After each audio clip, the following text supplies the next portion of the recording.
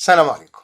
بسم الله والصلاة والسلام على رسول الله. أخونا المحترم ربنا يبارك فيه كاتب تعليق عبارة عن سؤال، ما حطيتش اسمه عشان ما يحصلش أي إساءة بأي شكل كان أو حد يفهمه غلط. الراجل بيسأل، بيقول كنت قادر تختصر الكومنت في دقيقة بس أنت أخدت 14 دقيقة عشان تشرح الكومنت. هو يقصد إيه هنا؟ عشان لو أنت بعيد عن عالم البرمجة، يقصد إنه في نظام التعليقات أو الكومنتس اللي في البرمجة أنا شرحته في 14 دقيقة وهو كان يخلص في دقيقة.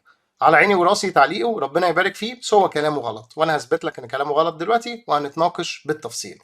من نفس الفيديو بتاع الكومنتس والتعليقات الشبيهه هديلك بعض التعليقات وبعد كده ندخل في النقاش بتاعنا. طبعا ما كتبتش اسمه زي ما اتفقنا عشان ما يحصلش اي مشاكل، لكن الناس اللي بتشكر اسمهم موجود وعلى عيننا وراسنا، لان احنا دايما بنشير الخير، لكن لو حد حسينا ان ممكن حد يأذيه ما بنشيرش اسمه. تمام كده؟ تمام. التعليق الاول من اخونا مصطفى زي ما حضرتك شايف. التعليق الثاني من اخونا احمد. حبيت اقرا التعليق عشان في نقطه مهمه بتكمل كلامي اللي انا هقوله.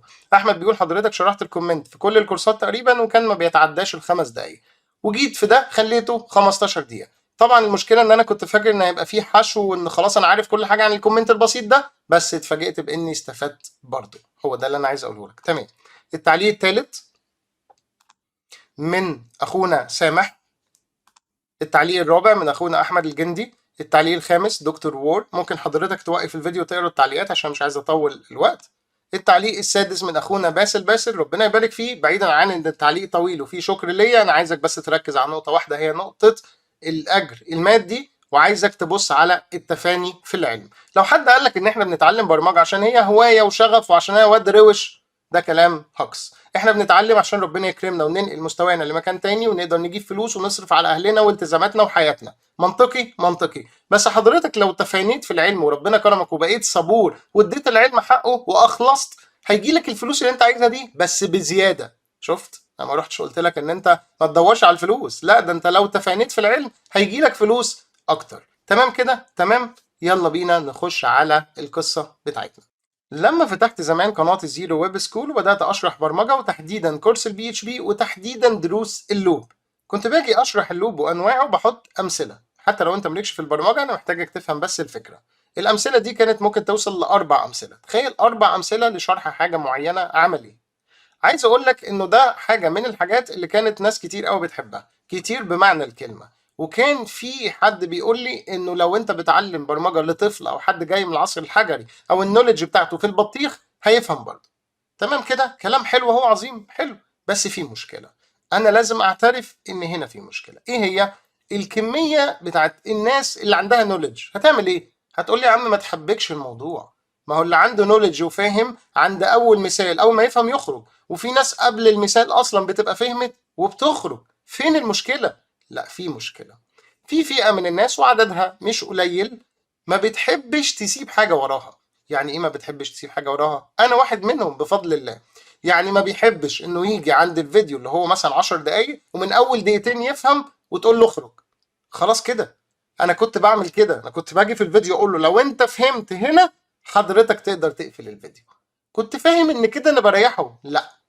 في ناس ما بتحبش انه يتبقى حاجه في الفيديو، لازم يشوف الفيديو للاخر. طب ما يشوفه للاخر غلط، ما هو فهم.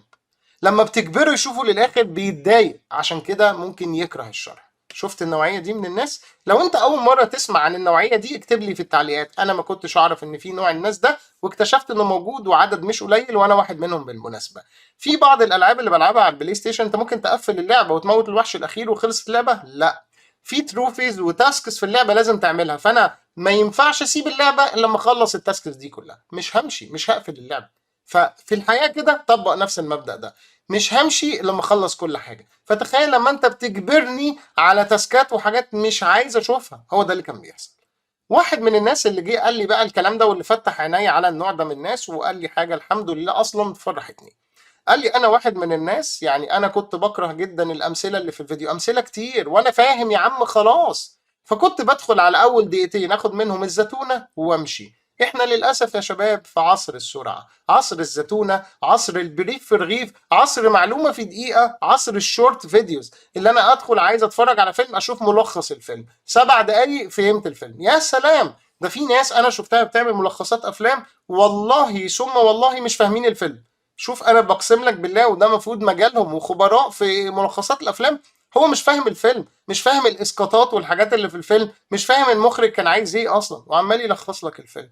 تخيل لما نطبق نفس المبدأ العجيب الغريب المريب ده في البرمجة، ان انا الخص لك كل حاجة، كل حاجة في دقيقة، البريف في رغيف، الزتونة.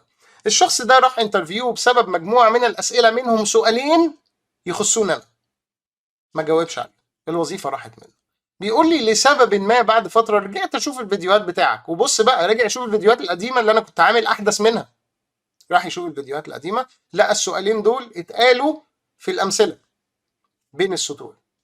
الأمثلة اللي انت مش عاجباك وضايقتك اللي بين السطور اللي انا حسيت منك ان انا غصبتك تشوفها، كانت جايه لك في الانترفيو. اي نعم، لو كان عارفهم في 3 اسئله ضاعوا منه تاني كان ممكن ما يشتغلش، واحتمال كان يشتغل. احتمال ان هو جاوب 5 اسئله و5 لا، يمكن السؤالين بتوعي دول لو كان جاوبهم يبقى 7 قصاد 3، كان جايز كان يشتغل. مش هافور يعني واقول لك السؤال اللي انا قلته هو اللي ما خلاهوش يشتغل، بس يعني يا اخي زود معلوماتك شويه، فين المشكله؟ ما تيجي نعمل مقارنه كده لطيفه. لو انت بتقارن مجموعه من الافلام، وانت واحد بيتفرج على افلام، هجيب لك كل انواع الناس يعني، نتفرج على سلسله زي لورد اوف ذا رينجز مثلا. سلسله الافلام دي كلها لو جيت حسبت وقتها ممكن يوصل ل 15 و18 ساعه. 18 ساعه ده ستاك اوف تكنولوجيز، ممكن تتعلم فيه HTML و CSS وشويه كورسات كده مع بعض، هم دول ال 18 ساعه. تخيل، يعني مجموعه من الافلام ممكن يكون قصادها مجال تعليمي تنطلق، اتعلمت البدايه وتبدا بقى تنطلق، تروح حضرتك تقرا كتب، وتروح تقرا مقالات، وتكمل معلوماتك، وتتمرن وتعمل تطبيقات عمليه.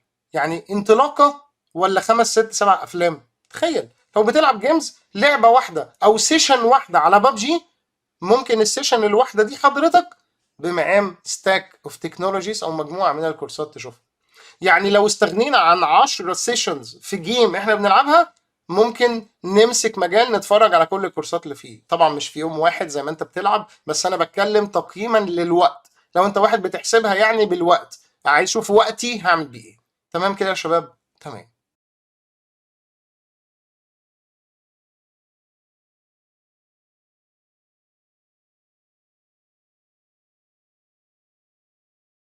السؤال اللي هيثبت لك ان انا محايد، يعني هل الزتونه والبريف في رغيف والعلم في ساعه وفي دقيقه والكلام ده يعني 100% غلط؟ كل الناس اللي بتعمل كده غلطانه؟ لا، في حالات معينه الكلام ده كويس جدا فيها. ازاي؟ واحد قال لك ان في خلال شهرين هجيبك عندنا في الشركه تتدرب. هل الشهرين يكفوا ان انت تبقى واد عبقري في المجال، او على الاقل يعني برنس في المجال؟ طبعا لا. الشهرين دول بقى محتاجين منك بقى البريف في الرغيف، انك تاخد فكره عن الموضوع، وانك تاخد اكبر قدر من المعلومات يأهلك تدخل التدريب، وبعد كده ربنا يكرمك وتبدأ رحله التعلم. ابدأ رحله التعلم اول ما ادخل الشركه؟ طبعا، ده انت داخل تتدرب في الشركه ومحتاج تثبت نفسك. عايز اقول لك ان في ناس راحوا مستواهم كويس في الشركات عشان يتدربوا، وبعد 3 شهور مستواهم كان هو والمعلم فاكر انه باشا وحاطط رجل على رجل، والمدير ما بيشغلوش. عارف ليه؟ عشان هو بيقيس ال3 شهور دول انت عملت فيهم ايه، وانت ما عملتش حاجه، عشان كده ما شغلكش. في واحد تاني مبتدئ لسه بيقول بسم الله، ما يعرفش يعني غير شويه معلومات، دخل شركه يتدرب مجانا، بيتدرب. بعد 3 شهور المدير لقى الواد اتعلم ما شاء الله كميه حاجات رهيبه، فالمدير بيفكر من ناحيه البيزنس. بعد 3 شهور عمل كده. امال لو سبته سنه واديت له بقى مرتب رمزي او حتى مرتب محمود مثلا، معلش انا اسف على القلشه، هيعمل ايه يا ترى؟ بعد سنه مستواه هيبقى عامل ازاي؟ شوف هو بيقارنك بمين، بيقارنك بواحد مستواه كويس دخل وفضل ايه، سيم على حطة ايدك، مستواه ما اتطورش. بالتالي لازم توري الشركه انك بتتطور وبتتعلم. فانا ممكن اخد المعلومه بريف رغيف زتونه كل الكلام ده عشان ادخل بس المكان وربنا يكرمني بعد كده واكمل. اما لو ده اللايف ستايل بتاعك فدي مشكله، مش هتنجح لو ده اللايف ستايل بتاعك.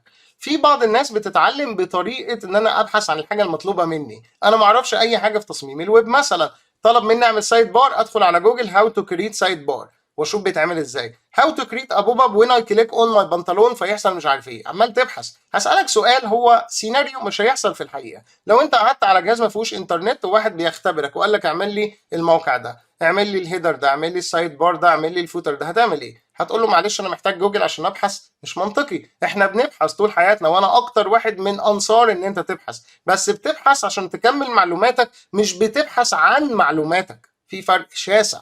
ببحث عن النولج بتاعتي كلها من جوجل، غير لما يكون عندي نولج بطورها يوميا وببحث علشان ازودها.